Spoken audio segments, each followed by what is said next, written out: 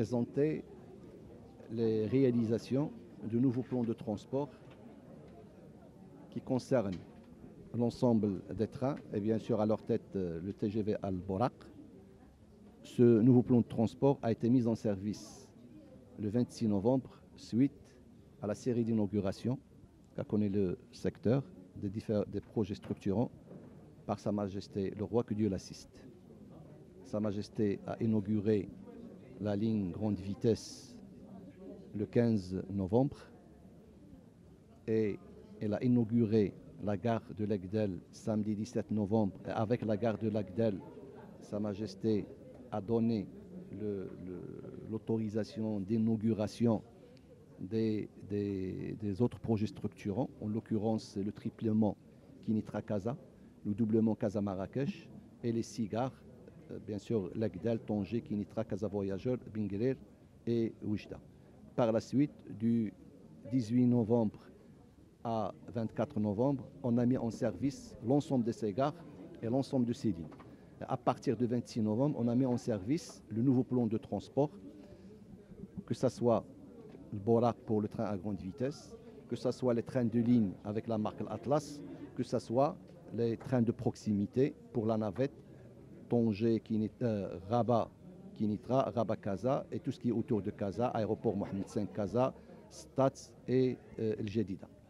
Bilan, si je parle des 4 premiers mois, de janvier à fin avril, pour le Borak, on a atteint le millionième passager le samedi dernier et on fête cet événement cet après-midi à Legdel. Que ce soit en termes de nombre de passagers, que ce soit en termes de revenus, on est au-delà des espérances. On a une croissance de semaine en semaine, de mois en mois. Aujourd'hui, l'offre de transport, le Borak, c'est 20 trains par jour, avec une régularité qui dépasse les 95%. Et on passera à partir de cet été, pour accompagner la demande et cette croissance, à 28 trains, avec 14 trains par sens. Avec aujourd'hui, sur les 20 trains, on a un taux d'occupation moyen de la semaine qui dépasse les 70%, avec des taux d'occupation qui dépassent les 90% vendredi et dimanche. Et même le dimanche après-midi, les trains circulent à 100% et il y a des passagers qui attendent, qui ne prennent pas leur ticket à l'avance, qui attendent les trains suivants. Sur ce qui est, alors, et pour le Borak, pour Ramadan, il y a une adaptation de plan de transport en fonction des horaires de Ramadan, avec une offre commerciale pour permettre aux gens d'aller rompre le jeûne avec leur famille. Donc en payant le ticket de l'aller, le retour sur le dernier train est gratuit. Pour ce qui est des autres trains, le TNR aujourd'hui, un temps de parcours Rabat-Casa à 55 minutes avec un taux de régularité qui dépasse les 90%. Et là, on a le retour de quelques clients qui ont déserté le rail suite aux travaux qu'on avait, le temps de parcours qui était d'1h20. Et là encore, le trafic ne cesse d'augmenter aussi de semaine en semaine, de mois en mois. Et la particularité aussi aujourd'hui, c'est la mise en service de la gare de Tmara avec l'amélioration de l'offre qui sera augmentée de 28 à 44 trains jour, ce qui va faciliter un peu la mobilité pour cette localité.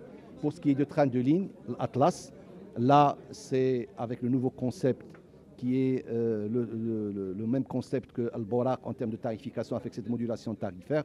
Là encore, c'est en termes de trafic une nette amélioration avec le lancement aujourd'hui d'une offre commerciale qui est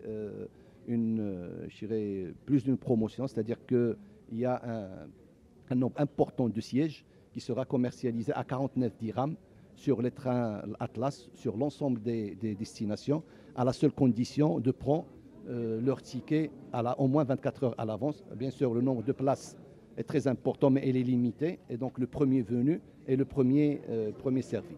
Donc, dans l'ensemble, voilà, on ne peut que exprimer un peu la satisfaction par rapport aux résultats de plan de transport suite à la mise en service des projets structurants.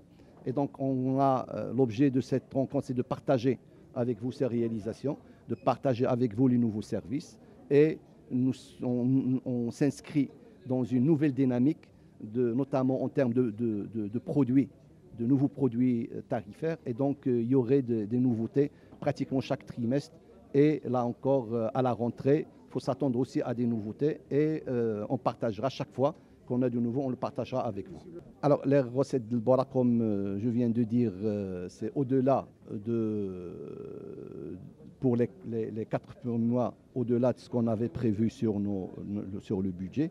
Et pour faire simple, ce que je peux vous dire, c'est que le revenu sur la première année, ce qui est là encore une belle performance, c'est la première année, les recettes de Borak couvrent largement la totalité des charges d'exploitation de Borak, ce qui est une très belle réalisation.